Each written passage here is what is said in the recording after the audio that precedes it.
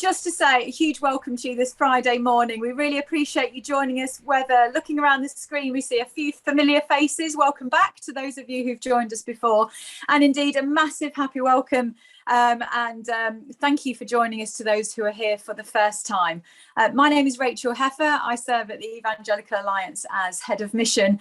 And this morning's webinar, again, as those of you who've joined us before, you'll know is led in partnership between EA and Hope Together. And we also have lovely Rachel and Sammy with us this morning.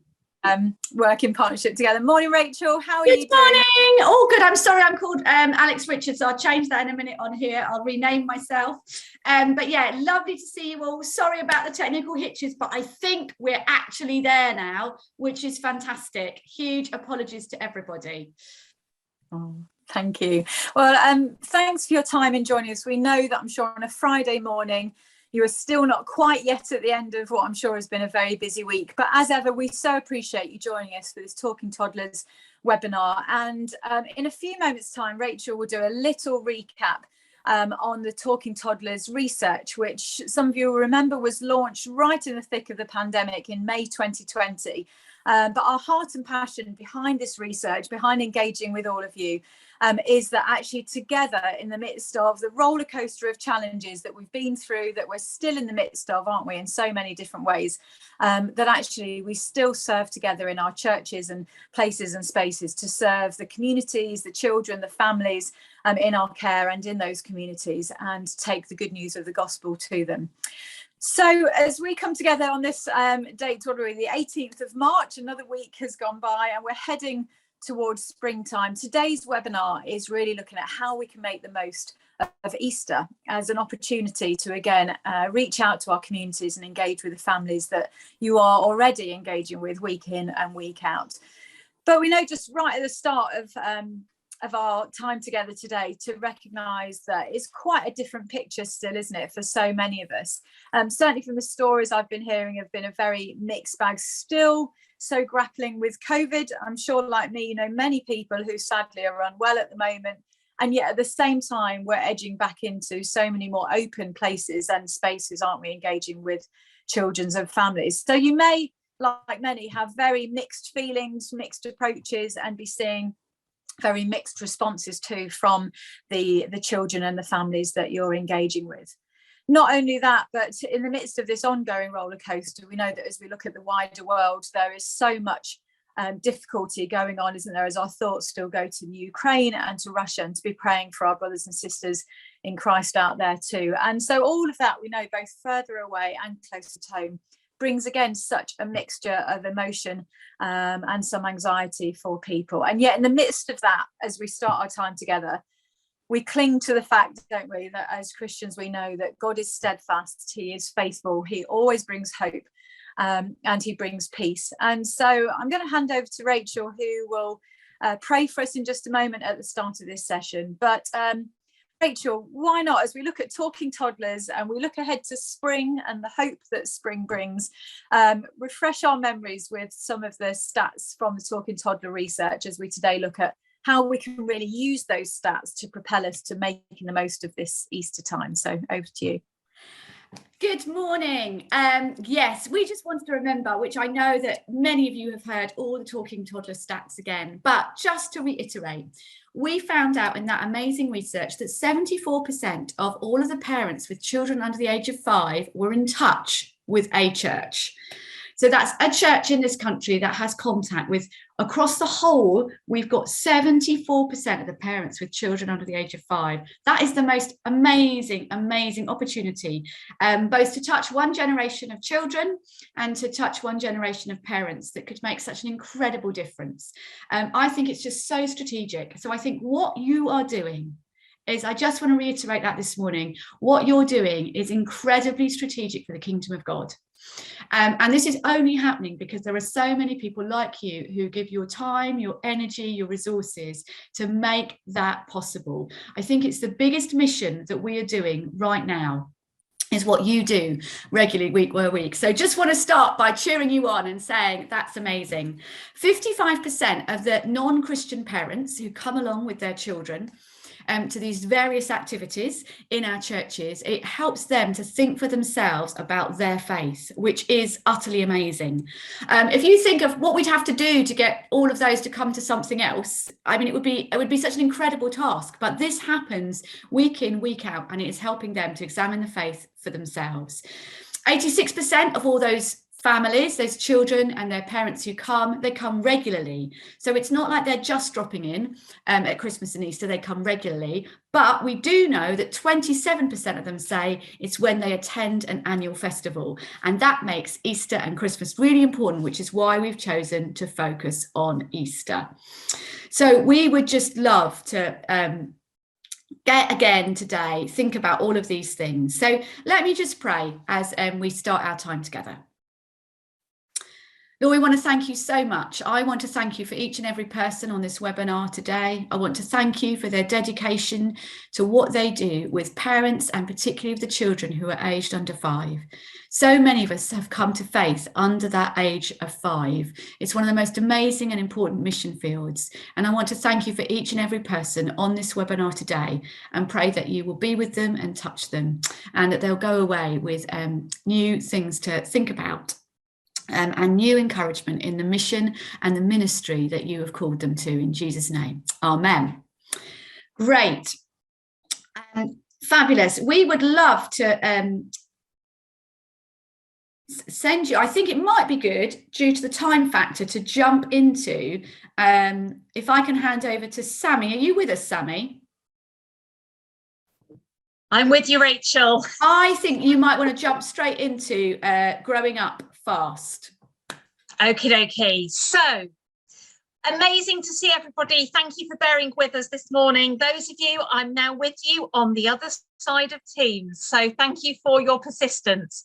When we talked to you in the autumn about what you would like to look at in Talking Toddlers, the top thing was understanding how these very young children grow and develop. And so what we want to do today is look at that through the lens of Easter. And we have got a real, I'm really excited to introduce our first guest to you. So we have got Jill Goodliffe with us, who is or was a senior lecturer with the Open University, specialising in early childhood. And she's also a toddler group leader. And so Jill is going to be sharing with us her top tips for toddler groups when it comes to listening and intentionally nurturing the development of our under 5. So hopefully the technology is going to work, and we're going to hand over to Jill now, who's going to share how she would encourage us as people involved in toddler groups to intentionally nurture faith in the under 5s and some things to look out for in terms of their development that we might see when we meet them in our toddler group contexts. Everybody, this is Jill, okay, our earlier specialist. Jill, over to you. Oh, well, I think anyone who's a specialist is always learning and needing to touch base. So hello, everyone. I'm really pleased to be here with you this morning. And it's been so great, actually, to see toddler groups at the forefront of reopening spaces for babies, toddlers and their parents. It's been a tough time, hasn't it, as we've coming out of COVID, but it's been really good.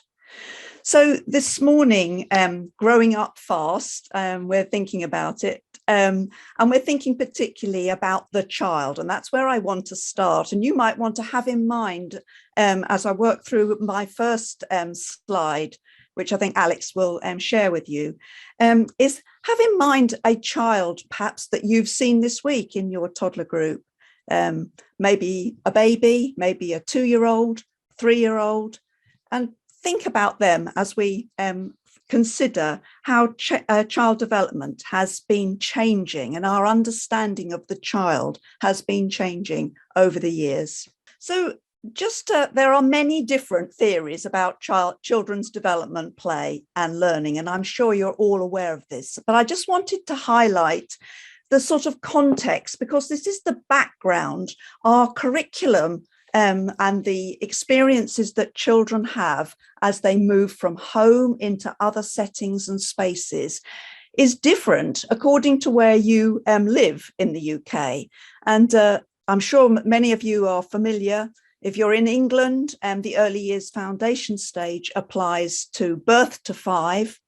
The curriculum for excellence in Scotland. Now, if we could go back to that first slide, please.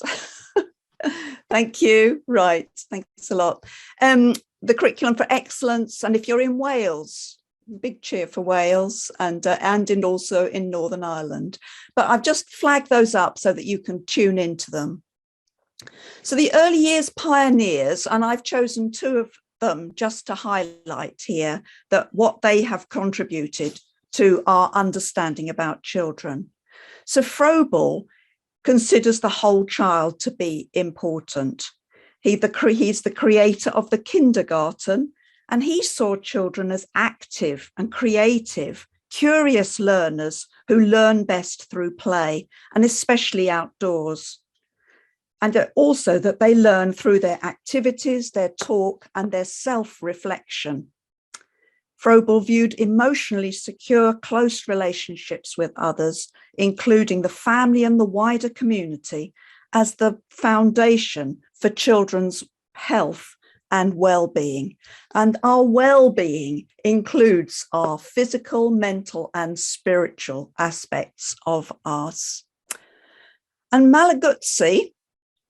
Loris Malaguzzi, who devised the Reggio Emilia approach. Reggio Emilia is a region in northern Italy. And he recognized children as strong, powerful, and competent, and connected to others right from birth. They have the capacity to communicate using 100 languages. And he flagged up the importance of listening to children's views and on children having rights. A stimulating environment in which the expressive arts play a central role is key to the Reggio Emilia approach. And the Welsh curriculum, I just flag up here, has been strongly influenced by that view of the child and the way in which children learn, and particularly through the expressive arts. And the other development, the other view which has dominated actually for many years is the developmental perspective, which defines childhood in terms of ages and stages. And that can be really, really important for us in thinking about those prime areas for building foundation, particularly in the early years foundation stage. So if we think about their physical development, their personal and social development, and the ways in which they explore the world.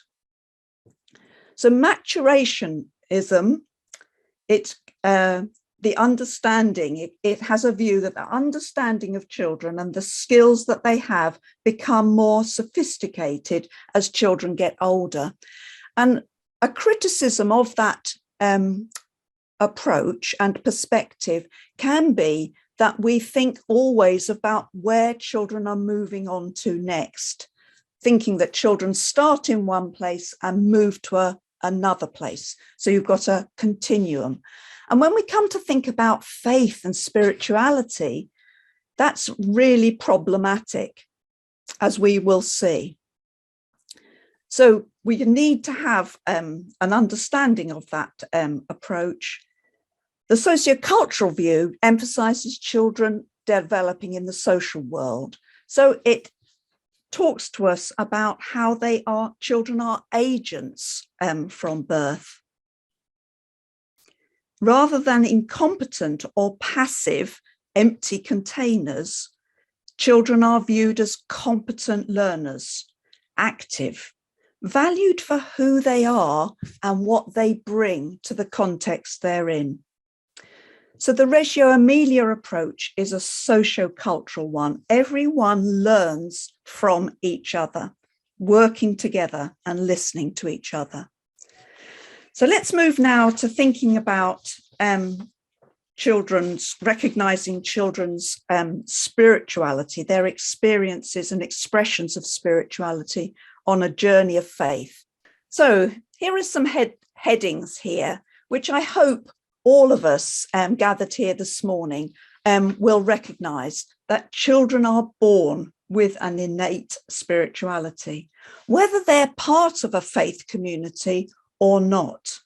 It's generally recognised that children are born with spirituality, a spiritual dimension, it's sometimes being called.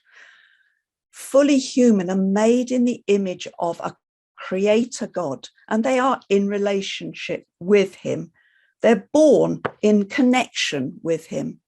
So the rich potential of every child, recognising children as strong, capable and connected to others, can hold open our expectation of the spiritual, thinking about how it's communicated right now through gesture, movement, the ways in which they show compassion and care.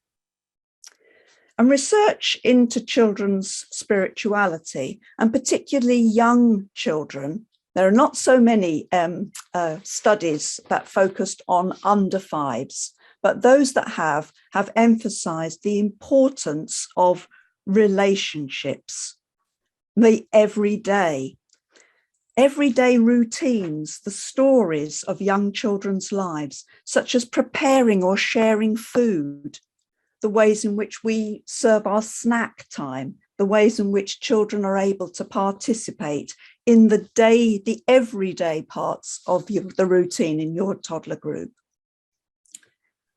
So friendship and relational spaces was particularly an important focus in my research, which was with young children, 2 and 3-year-olds in a day nursery context.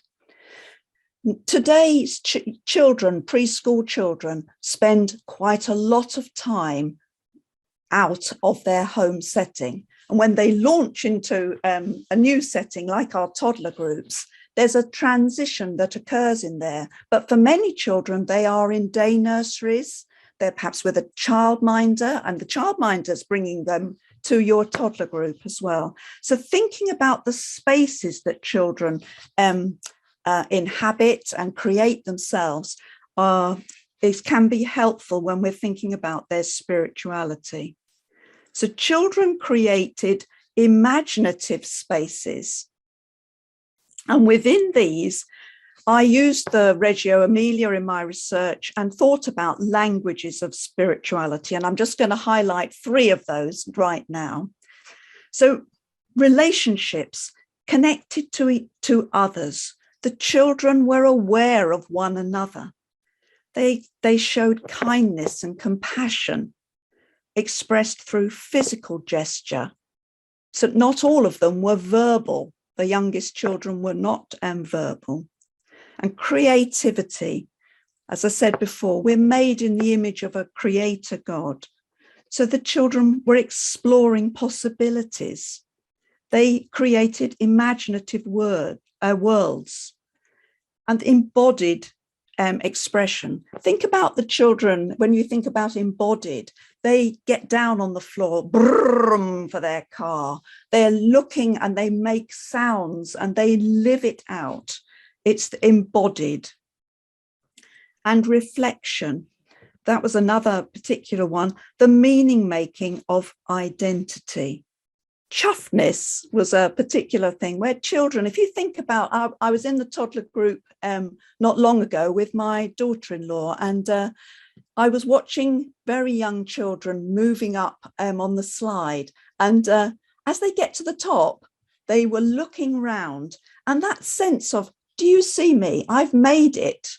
These are just little points, and young children they show that they are pleased with themselves, that they know that they have mastered something.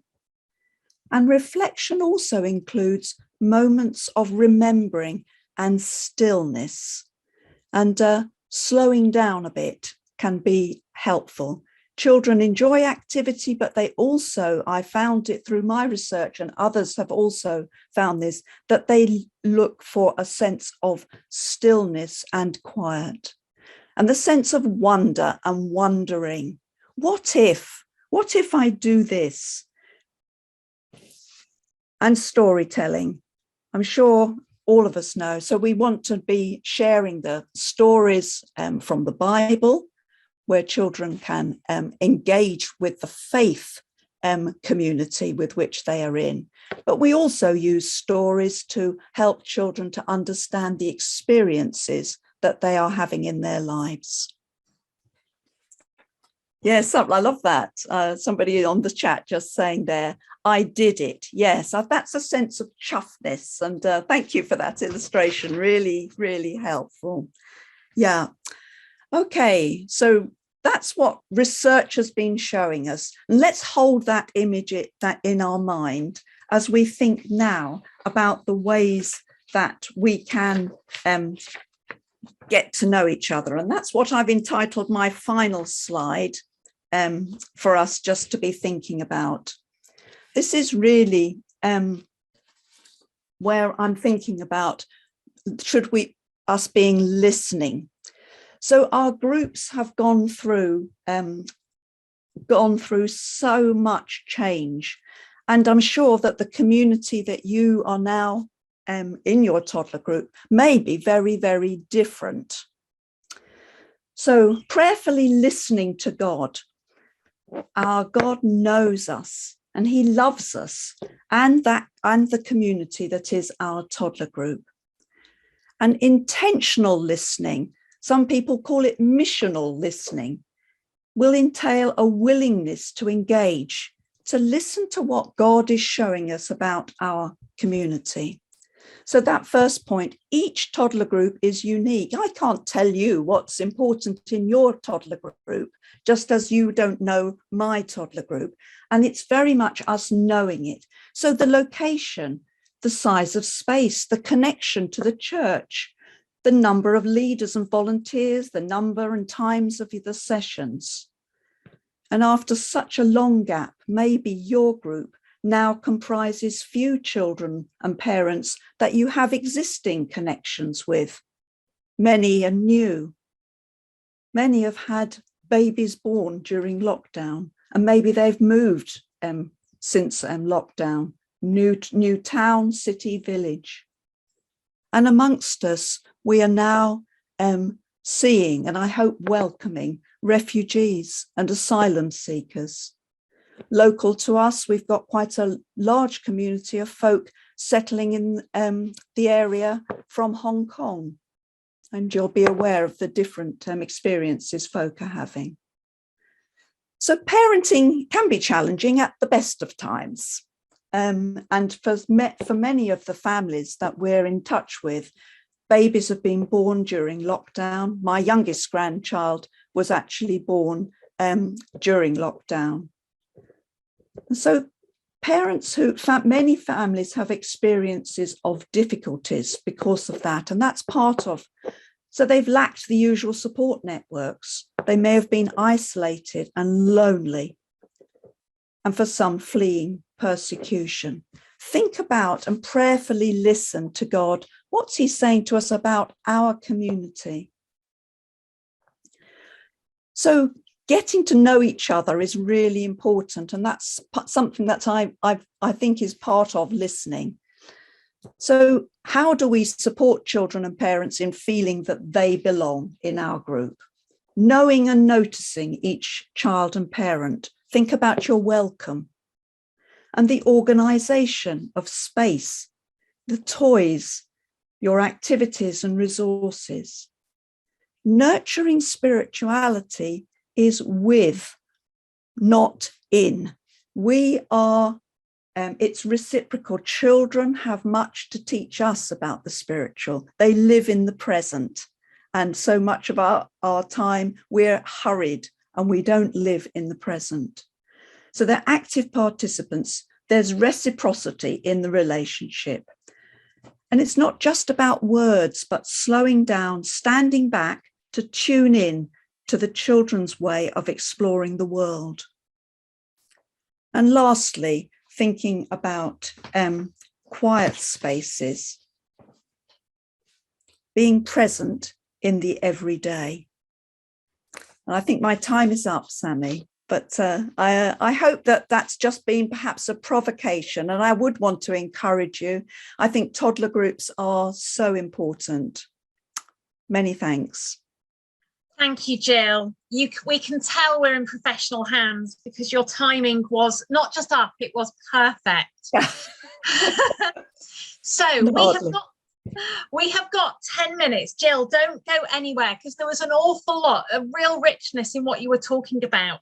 And it'd be good to give this next 10 minutes for people to explore and come back with questions. So we have asked if anyone has got any questions to pop them up in the chat. Might be good to exit the full screen of slides and for us to be able to see Jill's face so people can see who they're talking to and who is answering their questions. Here we go, by the magic of technology. Yeah, absolutely. Okay, so we've got a question from Esther. Jill, Esther would love to know, could you give an example of how to set up quiet spaces appropriate for toddlers? Often our toddler groups are big, bustling, noisy places. What might a quiet space look like? Well, I've seen a number of lovely quiet spaces where folk have used like big floor cushions, just areas where we can sit, and toddlers really enjoy those sorts of spaces. And things that might be in those quiet spaces, they might be pictures, you might have objects in there that children can explore on their own. And solitary experiences I found were very common with the 2 and 3 year olds in the day nursery. And just one or two of them, they might just get one object and be running it up and down and making sounds. So yes, spaces where it's away from the bustle, but maybe you can think about how members of your team would be around there. We don't need to always be talking with toddlers. That's a really good tip, Jill. And I love the space away from the bustle is definitely a challenge. When I was running a toddler group, we often had 50 children there, and you could have a quiet space, but then a toddler would just come tearing into it. But I love the idea that even just in exploring the to and fro of, say, a vehicle, they're kind of wondering and reflecting. Lisa's asked, how do we provide opportunities for that wonder and wondering? So we've talked about the wonder and wondering of exploring one thing. Are there any other ways that we can provide opportunities for wonder and wondering? Well, I'm a great fan of godly play, and I think that's at the heart of wondering. That builds on particularly the work of Maria Montessori. You'll know Jerome Berryman really has captured and led on godly play. But yeah, how can we encourage children to wonder and think? It's introducing them to new experiences, and parents, they're the ones who will be able to tell you what's your child interested in. I've got one of my grandchildren is very interested in the natural world, and it's wonderful to him, wonderful to see butterflies, snakes, all the natural world, finding out young children's preferences. And again, we're talking, asking parents, what does he enjoy? What does she enjoy doing? So wondering is in the everyday. Okay, I hope that's a bit helpful. But anyway, objects, pictures, things that provoke children in their thinking and wanting to explore. And it sounds like bridge building as well, Jill, starting with the things that children are naturally interested in and then building a bridge from there. Yeah. We've got one more question here. So you gave us a kind of world tour of some of the various influences in terms of child development at the moment. So Charlotte from Peterborough has asked, is the place that we're landing now, could we summarise it by saying that children are not empty vessels, just to be kind of filled and poured into stuff? And if it is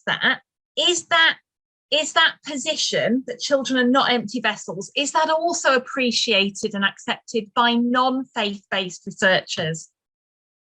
Yes, I would say that it's largely a thing. And that one of the reasons I flagged up the different curriculum documentations for the nations is that you will see all those perspectives that I did a whistle-top tour through reflected in those documents. So you've got the ages and the stages, and those are they are very important, but they don't tell us about the child, the whole child. And I think that's really important, to hold the holistic in mind of the child. So and whenever you're planning a curriculum, for those of you who are working in this field, and I think you're planning a curriculum, and it's not just going to focus on personal, social and emotional, it's going to focusing on understanding of the world. It's going to be creative. So it's holistic, and I think thinking about it. But yes, I think the one area that often doesn't think actually can be in churches, and there are now a number of people who are flagging up, because we think about taking the children out. We're going to lead and think. So it's important. Hold in mind, we're doing things with children. We're supporting, we're guiding, but having a space that is open to listening to what they're showing us. And I think Godly Play does that. When they talk, children have a chance to have the objects and move them, and to talk out about what they think. Well, I wonder what would have happened if he did this, or I wonder where the sheep was. So just thinking about, I hope that's of some help. Definitely a help, definitely help. Jill, you have a real gift for answering questions really precisely, but also succinctly.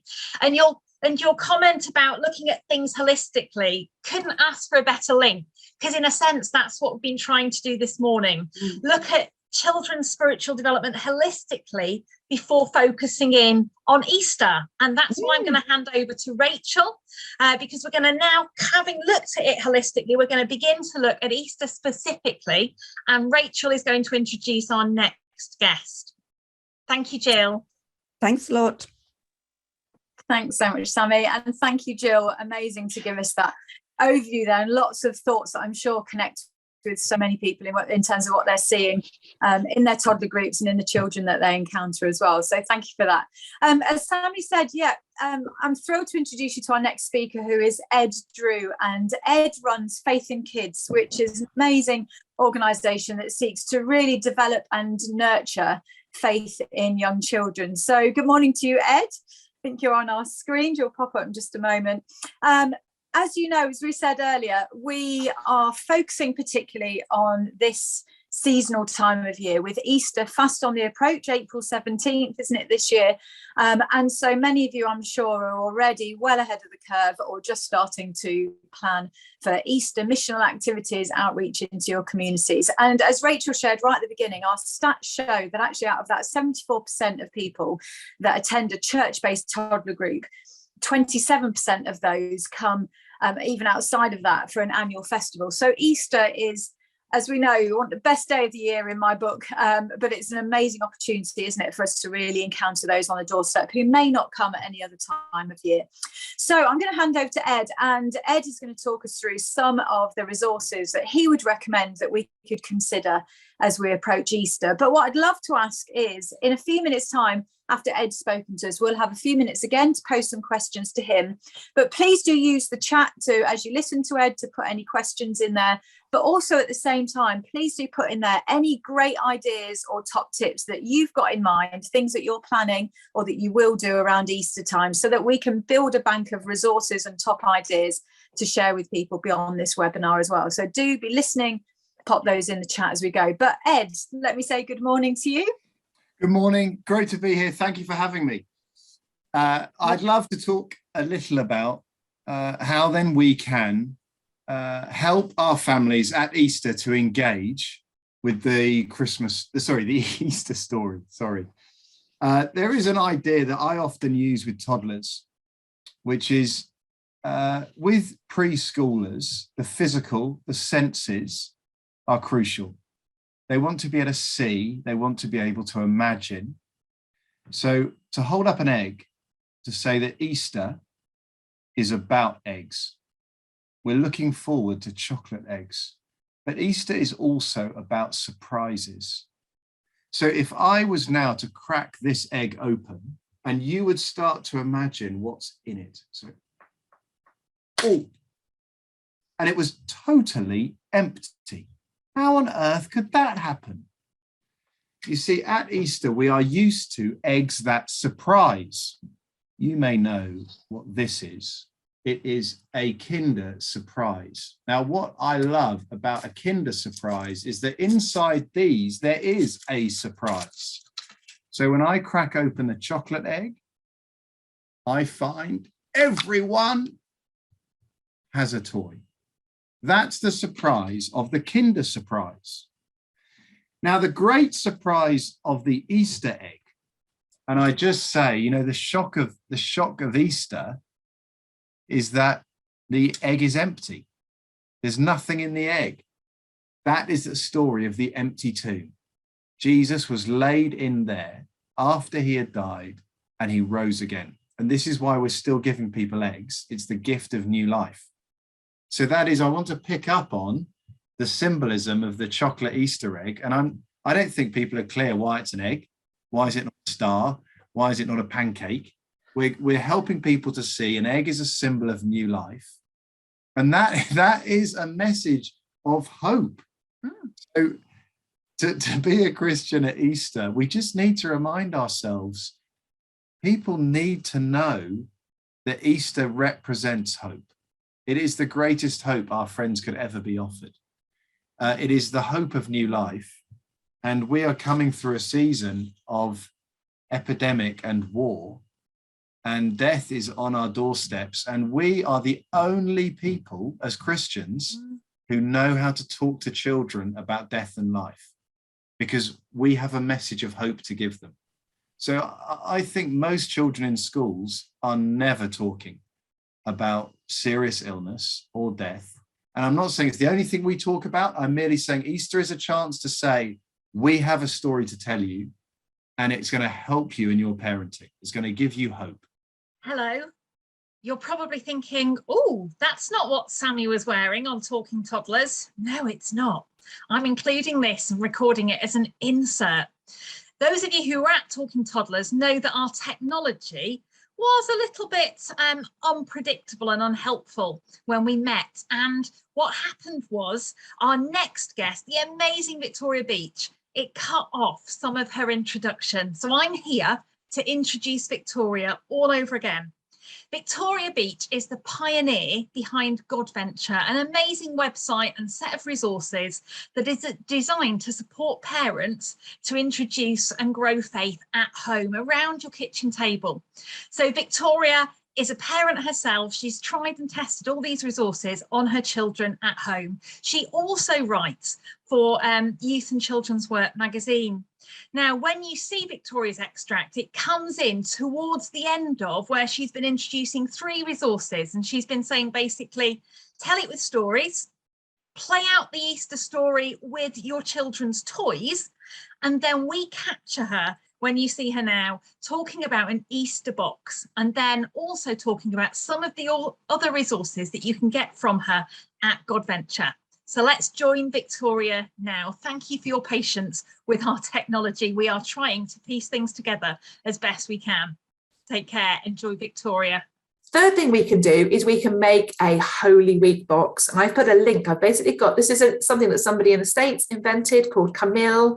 I found it out through Mary. Thank you, Mary, for the share all those years ago. I've made a free download, so you can download it, print off your own copies and collect your own bits and pieces together. It's basically a little tiny box like this, and it's got a peg doll in it. It's got a little white piece of cloth. It's got some green little leaves cut out of felt or paper. And it has a leaflet that goes with it that gives you a little bit of the Easter story to read each day. Now, I wouldn't do that in a toddler group, but I would have those available at my toddler group in case somebody said to me, I'd like to teach my kid a bit more about the Easter story. And you say, I've got just the thing for you. Here's a little box with the things to do. My children, I don't know about yours, but my children always love something in a box. That's always like a big, a big win for my kids. So tell it with stories, use Easter themed toys, make a Holy Week box, read great Easter books. I've got a whole stack of great Easter books. I think at the moment, this is one of my favorites on that Easter morning. It's got slightly muted images in it, but the way that it's told is really beautiful, and it focuses on the resurrection rather than on the death of Jesus, which I think with under 5s, particularly since they don't yet know that death is a permanent thing, is more helpful to tell them about, like Ed, as Ed told the story, to tell them that that Jesus died, but Jesus came alive again. The Way of the Cross, if you've come across the Lost Sheep books, absolutely love those. There's a really good one called Dave the Donkey, which sounds like it's going to be terribly irreverent about Jesus, but it's actually really, really good, and goes through the story of Jesus.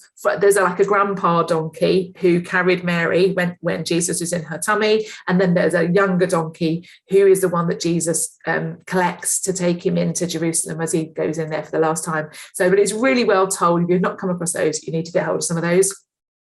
So getting some really good books together, even if you just put those together in a book corner with some soft places to sit, again, you're just inviting people who might want to do a bit more to be able to do this. And also for families that are interested in sharing about Easter, it's really helpful as a busy mum to have somebody recommend a book that they think will be good for your family. That's a really, really helpful thing to be able to do for someone else. I've brought a visual aid. It's not as tasty as Ed's visual aid. Can you see my Easter toys in here? Where have they gone? Oh, they're hiding now. That's really helpful, tadpoles. Come on. When you move them, they like run away. They've only just hatched.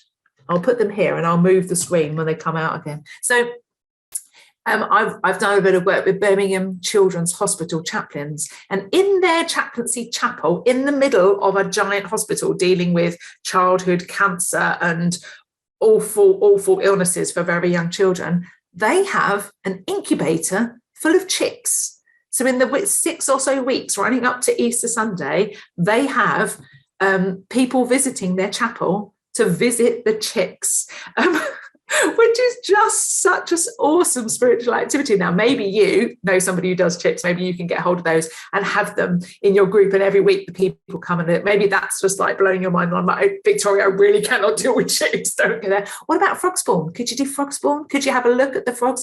The whole concept of new life and of transformation is completely new to under fives. It's something that they're just getting hold of. And to be fair, at the age of 48, I still find it absolutely incredible watching caterpillars come out, caterpillars turn into butterflies, and watching tadpoles. As you can see my delight with my tadpoles that I brought with me to show you. Are they coming out yet? Are they coming out yet? No, don't think they are. They're sorry. I brought a sack of shy tadpoles. I'm very sorry. So having growing tadpoles or caterpillars or even chicks is a great way to talk about some of the themes of Easter. Building an Easter garden. And now I'm not talking about going out in the garden and like renovating, landscaping, okay? I'm talking about building something that's kind of like a play set where you can tell the Easter story. I've done this on a tray lid and added soil and seeds, but I've also on my link that I've shared, I've got a great no-grow version that uses Play-Doh and dried stuff from the garden, which is really, really easy to make. And that, again, can be your set for telling a story, and, again, a place where the children can play the story afterwards. So that's really fun.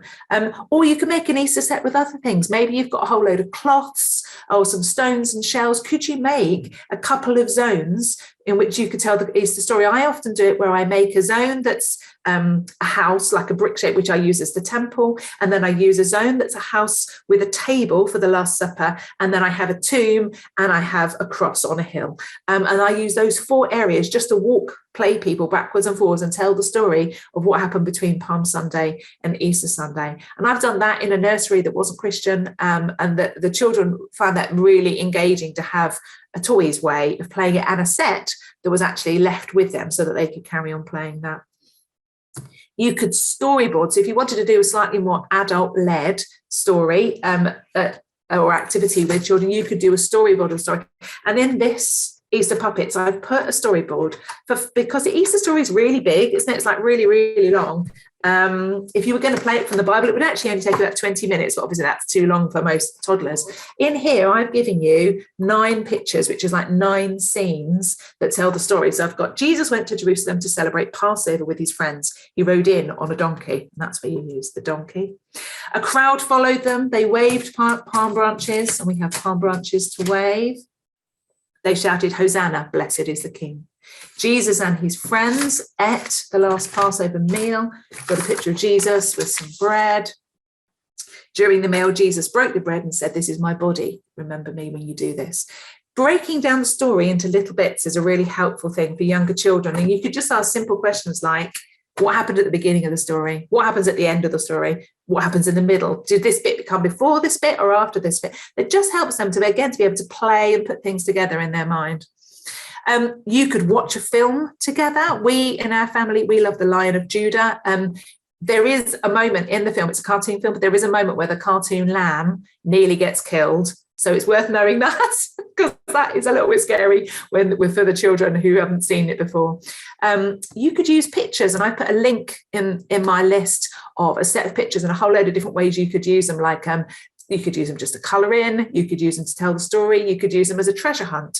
And I really like using the story of the Emmaus Road, because I think that's a lovely one that kind of opens up the whole Christmas story, Easter story, from the perspective of the resurrection, because obviously it's Jesus telling that story. And my last one is a bit like Ed's thing, is cooking. What about making hot cross buns? If you've got somebody in your group who's into baking, or perhaps somebody who's not even in your group who's into baking, could they put together some hot cross bun dough, and then in your group you do the making the buns, making them into rounds, putting the crosses on them, let them rise, cook them, and then eat them together. They're not half as difficult as you might think. And that's, again, just gives you an opportunity to say, why are there crosses on hot cross buns? Oh, it's because of the cross that Jesus died on before he came back to life. And that might be just all you need to say, but then you've just connected this thing. But otherwise, you'd be surprised how many people have no idea why there are crosses on hot cross buns. But then every time that child eats a hot cross bun, they're going to be remembering that Easter is to do with Jesus. So there's a whistle-stop tour, 12 different ideas. As I say, they're all on the link. And if you click on the link that I put in there, it will take you through to my website, where there's a post with links to all of the different resources and all the different things you'll need to do each of those activities. So over to you. Victoria, that was amazing. Absolutely, absolutely brilliant. Fab ideas, super practical. Have the tadpoles come. Are they there? Come on, tadpoles. Come on. We just want to see those tadpoles, don't we? What are they like? Well, they are swimming. They're on they had a starring moment on the Talking Toddler webinar, and where have they gone? Look at that.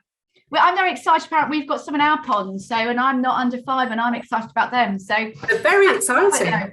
Does anyone have a question, Victoria? May I just apologise profusely that we haven't got into breakout rooms. You're wondering, when is your chance to chat? Super sorry. We're definitely not our best techie day today, is it, people? So huge apologies, but we're not able to put everyone into breakout rooms. It's just the button has disappeared.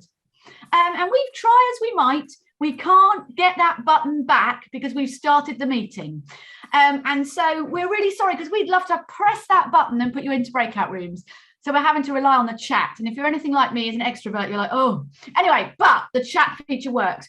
Any questions for Victoria for that chat, we would love to see right now. Obviously, we're still waiting on the tadpoles. And I'm loving it because you've put loads and loads of ideas in the chat, which is fantastic, because that's what we really wanted to do in breakouts, was get all of your ideas.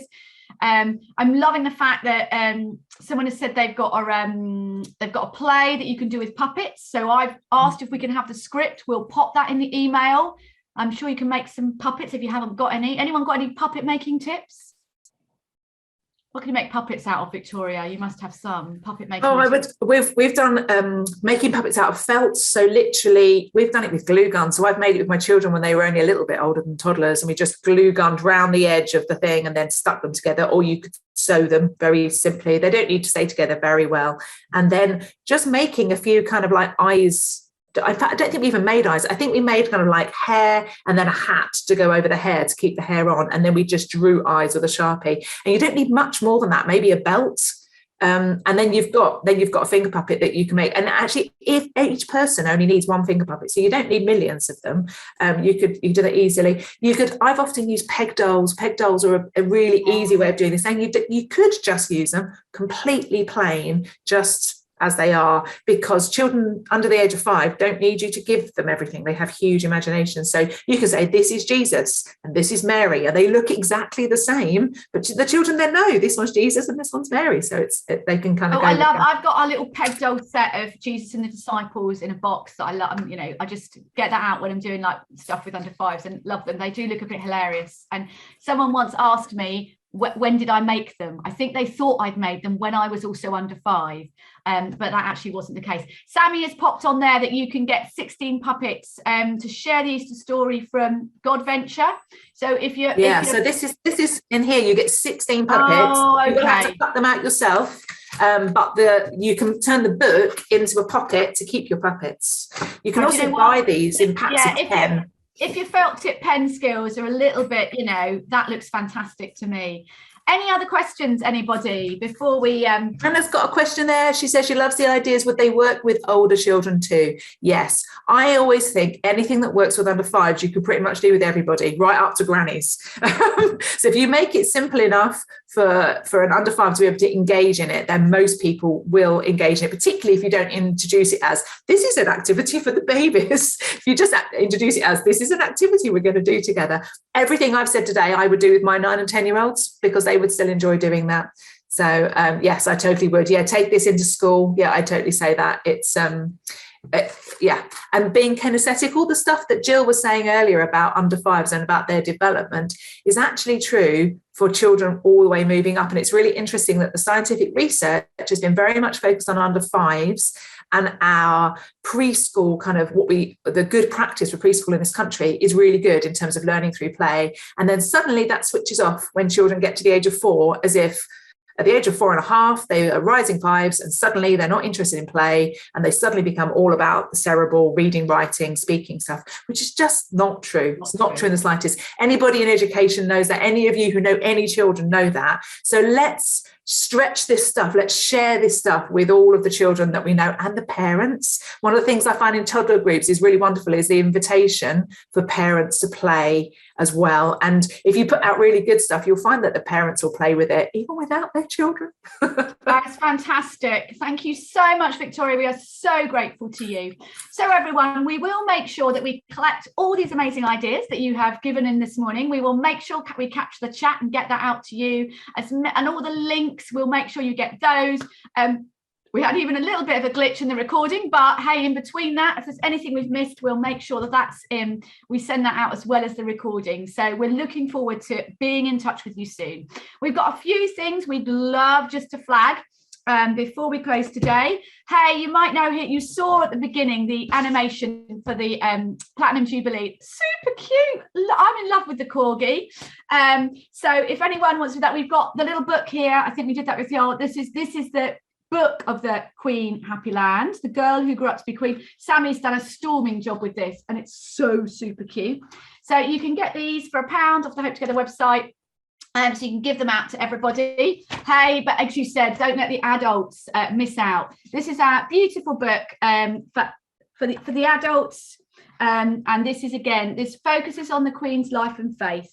It's got beautiful photos in it. It looks a bit like a nice, it's a much more solid Hello magazine, but it's got loads about the Queen's life and faith. It's from a book that then Archbishop of Canterbury wrote devotions for the Queen as she got ready for her coronation. And we've taken some of those prayers and those thoughts and pulled them together with beautiful photos, how God has been faithful through her life.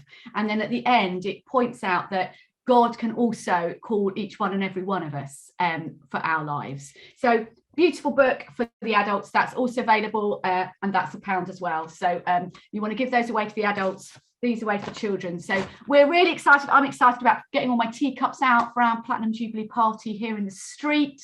I don't know what you're doing. I have 350 teacups from my wedding. That's why I'm getting out teacups. Probably more information than you needed this morning. But super excited about celebrating the Platinum Jubilee and having the church and having faith in the middle of that. We've got our Easter magazine, which I have just put down somewhere. Sammy, have you got one you can wave? Have you got an Easter magazine you can wave there, Sammy? We've got a new magazine. Waving it. You're waving it. Sammy is waving the Easter magazine, which I have just put down from I had in my hand a minute ago. They are just 10p. So again, if you need something, look at that. Marvellous. Fantastic. Really super simple, but beautiful and super easy. Giving it out to all your parents. So they've got something to read. This is really, really gentle faith. It's way, way, way, way back. But just 10p to give out, help to think about something when they have a calm moment at home. Rachel, I'm going to hand over to you to talk about one of the EA resources for Easter, and then to wrap us up. Brilliant. Thanks, Rachel. I'm fascinated to hear that you have 350 plus teacups. That is one big street party for the Queen's Jubilee, isn't it? Yes, just a couple more things to recommend to you. One is a brilliant spoken word piece called The Comeback, which might be of interest to you for your churches in the run up to Easter, or even over Easter weekend, or to find a slot within a moment within the toddler groups. It's on the eauk.org website. If you go to our website at the Evangelical Alliance and just type in The Comeback, then you'll see that it's about 3 minutes long, but a really powerful spoken word piece that just talks of the goodness and of the Easter story and hope. So do check that out, or pass it on to other leaders in your church if you feel that could be useful to play in an Easter service, or one of the group settings, like we said. As EA and Hope, we'd also love to just tell you briefly about the Talking Jesus research, which is coming up. Some of you might have been familiar with the Talking Jesus original research that was done in 2015, which basically was some research and stats which showed us about the evangelism temperature and the faith state of the nation. And with ourselves and Hope and a few other partners, we've been redoing that research piece, which is due for launch on Thursday, the 28th of April. So for you, for other ministry leaders, for church leaders, we'd love to invite you to sign up for free to come and join us for a snapshot of those headlines, which will tell you about what Christians think of sharing faith and some of the obstacles to that, or the things that they enjoy, but also taking a look at actually what our non-Christian friends think of Christians, and how they interact with people sharing the good news with them as well. So that goes live on the 28th of April, as you can see on your screen there, with free launch moments at 2 p.m. and at 7:30 p.m. We'd love you to be with us, pass that on, come and hear about the state of the nation in that sense, and be encouraged, hopefully, in again our outreach and mission to those around us. So that's that. And lastly, just to say, there's more Easter resources as well on the eauk.org website. Loads are from our youth ministry partners too. If you're in a church where there's youth ministry, we gathered a load together both last year and this year. If you head towards eauk.org and type in Easter resources, there'll be more stuff there, particularly around the youth element as well. And that includes some from Hope too.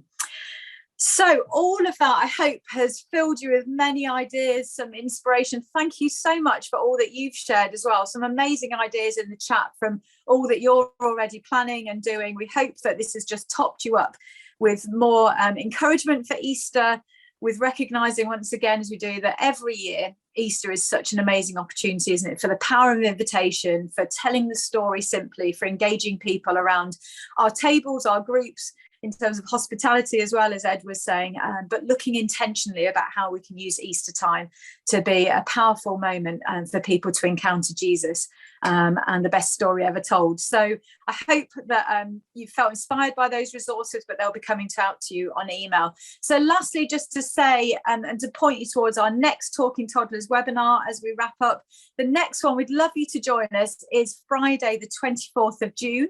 Again at 10 a.m. to 11:30 a.m. and we'll be in touch with more details on that. But just to say, what we're hoping to cover in that session is to look at our communications as toddler groups. How can we best communicate, whether that's in person, in leaflets and social media, online? We'll be looking at some of our comms around our groups. And we're also looking to hear back from a group of folks, including ourselves at EA and Hope, who've been doing some research looking at the impact of the pandemic on the faith development of children. There'll be some research around that, but also looking at the stats and the anecdotal evidence as well that has come out from us actually asking children between the ages of 5 and about 11 actually what their findings and their feelings were of how they developed in their own faith or not during the pandemic. So do come and join us for that. It'll be fascinating to hear what's come out of that research. So I think that's all, apart from say, the last thing that's popped into my mind, if you love the Happy Land books, as Rachel did with the Corgi, looking ahead, we're also looking to produce, through Hope, will be produced another book, Happy Land resource for creation and harvest. So that might point us a little bit through to later in the year. So I'd love to just wrap up by again saying thank you so much for joining us. We do hope it's been helpful for you. let me just pray for you and for all of us as we go into this season before we say goodbye today. Father God, just thank you for this time together. I pray that for everyone gathered here, Lord, thank you for the time they've put aside to just be with us. And I pray, Lord, that you would abundantly give back to them today for all that they need, all the things on their to-do list or going into the weekend. Would your protection and your guidance be with them?